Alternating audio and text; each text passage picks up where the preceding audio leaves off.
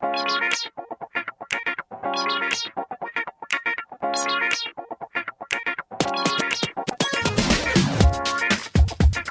is the Content Marketing Podcast, episode number 33, 10 Best Practices in Online Content Writing.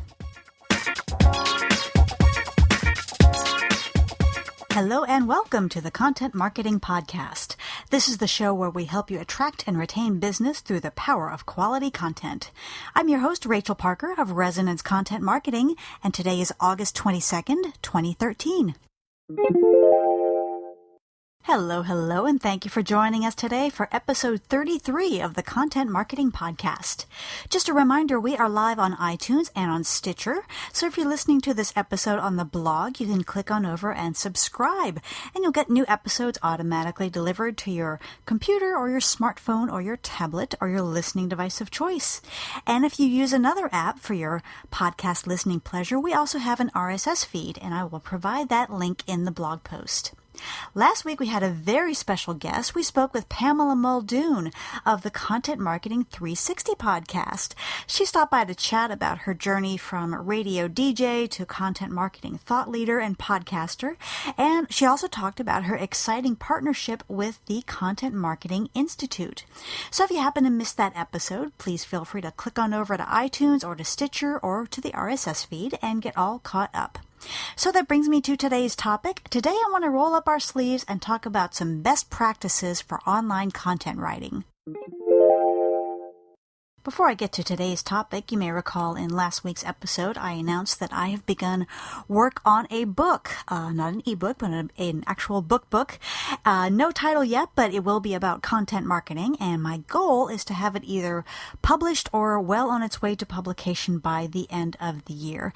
And, to look at this undertaking, to look at this project, I realized the first thing that I had to do was to get rid of my excuses. And my number one excuse, I don't know about you, but my number one excuse whenever I look at doing something new or something that is just not part of my routine, my knee-jerk reaction is to say, I don't have time. And that goes for anything, doesn't even have to be business related. If I decide I want to do more yoga or if I want to volunteer somewhere, my knee-jerk reaction is, I don't have time. That's my default. And, I really looked at that, and that is pure bunk, because I have the same 24 hours that everybody else does every single day, and people far busier than I am are getting this done. So what I did is I really looked at how I spend my time, and I realized something pretty shocking. I realized that the number one source of inefficiency, the number one time waster on my schedule, is that I am addicted to multitasking. And I'm addicted to it. I cannot sit down and work on something for more than 5 minutes without thinking, oh, what's going on in an email? Oh, I've got to make that phone call. I've got to text somebody about something. And it's just a remarkably inefficient way to work. And I realized a couple of weeks ago, my husband, we were talking about our days at the end of the day, gathering in the kitchen. And he said, oh, what'd you work on today? And I could not tell him one single thing that I accomplished. I said, well, I think I did this and then I did that. And these were 15-minute projects that extended throughout the course of the day.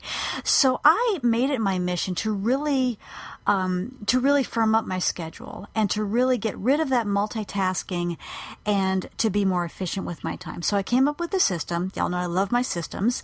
And it's working really well. I'm having some amazing results from this. So I thought I'd share it with you. What I do is I sit down to work and I have a pad of paper in front of me. It's a pretty big pad of paper, legal size. And on the left side, I write down the thing that I'm working on and the time that I started. So 3:00 p.m., write show notes for tomorrow's podcast. Then what I do is I turn off my email. I turn off my web browser unless it's something I need for what I'm working on. Put my phone on silent, and I do that one thing until I'm completely finished with it.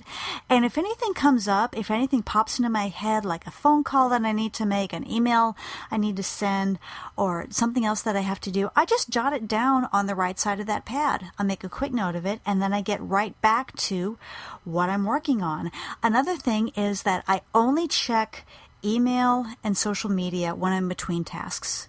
So those are my rules that I've set for myself, and I've been doing that for a little over a week now, and I am absolutely astounded at the difference it has made. I find that I get more done from day to day. I find that I'm not nearly as exhausted by the end of the day because my brain is not constantly switching tracks between project to project, and I don't know. I think I'm actually happier.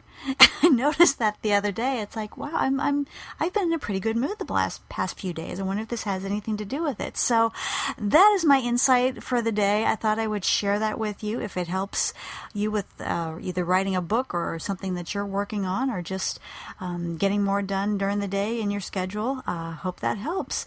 And so I'm going to be sharing. I'm learning a lot as I write this book. And as we know, book writing and publishing is a very important part of the content marketing universe, and I will share those little tidbits as they come about. So that is my note from the writing desk today. Okay, on to today's podcast topic. Today I want to share some tips, basically some best practices for online content writing. And we talk on this show about a lot of the different media that we use to reach our audiences. We talk about video, we talk about audio, we talk about communicating through images, through things like infographics. But for most businesses, the bulk of your content marketing is going to involve words on a screen. It's going to involve emails, blog posts, articles on your website, articles on other websites. For most of you, these practices will be the core of your content marketing strategy. So I want to talk a little bit about the practices for online content writing. Now, as you may know, my background is as a copywriter in the marketing field. I actually worked for a large agency here in Houston for several years. And during that tenure, I actually had kind of a front row seat for the transition from print media to interactive media, to online media. And it was a very interesting transition. Now, of course, print is still alive and well. We still need our brochures and our magazines and all that. But really, the shift to online is becoming further and further. And as things began to change, I saw a lot of my fellow copywriters really struggle with this transition from print to online, because writing for the web is actually in many ways very, very different from how we write for print. And if you approach online content writing the same way you would print content, then your content might not be as successful as it could be in connecting with your audience. So I thought I would put together some best practices for you guys. And, I love my lists of 10. That's a practice I learned from Guy Kawasaki. And I have put together 10 best practices for online content writing. Best practice number 1, keep it right and tight. Attention spans when we're reading content on the web are much, much, much shorter than when we're reading, say, a magazine article or something else in print. So you really want to keep that message tight. You want to get rid of any fluff, any extraneous stuff. Nothing that really serves a purpose. If you want to tell a personal story that's relevant to your piece, by all means keep it in there, but just make sure it's relevant and just make sure that you don't go off on any tangents. Keep it right and tight. Number 2, remember the WIFM rule. That stands for what's in it for me. Whatever it is that you put out there, whether it's your blog or your article or whatever, keep in mind the question, what's in it for me? From the reader standpoint, what am I delivering to this reader? What am I helping this person do? What valuable information am I communicating? And that will actually help you kind of keep it right and tight so that you can really focus on the deliverable and delivering value to your reader. Best practice number 3, short is beautiful. And by that, I mean we want short words, short sentences, and short paragraphs. And the reason for that is that when we read content online, we tend to read by scanning. We don't read word for word like we would with some print materials. We tend to read by scanning. And with that reading style, short words, short sentences, and short paragraphs work a lot better. Even if you're tackling a complex subject, try to be very simple in your approach. and keep those sentences and those paragraphs and those words short. And when I work with new copywriters, helping them get their career started, I have to hold their hand and say, honey, nobody cares how many big words you know. So I show a little tough love, but it's true. Your reader really doesn't care how smart you are. What they care about is the content or the information that you have and how you're delivering it to them. So keep it short, keep it beautiful. Best practice number 4, use subheads to break up your content. I like to insert a subhead every 2 or 3 paragraphs or every 2 or 3 chunks if I'm writing a longer blog post, because that it breaks things up a little bit and it keeps people on track.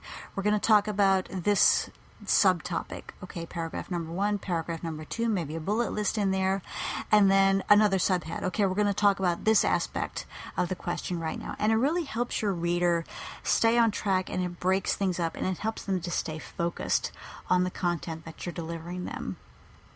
Number 5, use numbered lists and bullet points whenever you can. Remember, I said we read by scanning, and we tend to really gravitate to those lists because it represents an easy kind of bite-sized piece of information that we can take in really quickly. So remember to include those lists whenever possible.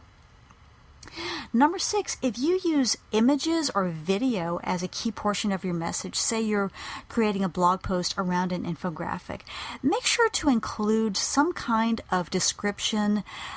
Basically take into account that the image might not render correctly, or the person for some reason might not be able to see it completely clearly, or whatever the case may be, or God forbid that the link to the image breaks for some reason. You just want to make it a smooth experience for readers, whatever happens. And if they can't download that image, or if if they don't have the bandwidth, or if it's loading too slow, you still want to be able to deliver some relevant information. So keep that in mind if you're using images or video as a key portion of that message. Number 7, you want to be very, very literal with your titles of your blog posts, of your articles.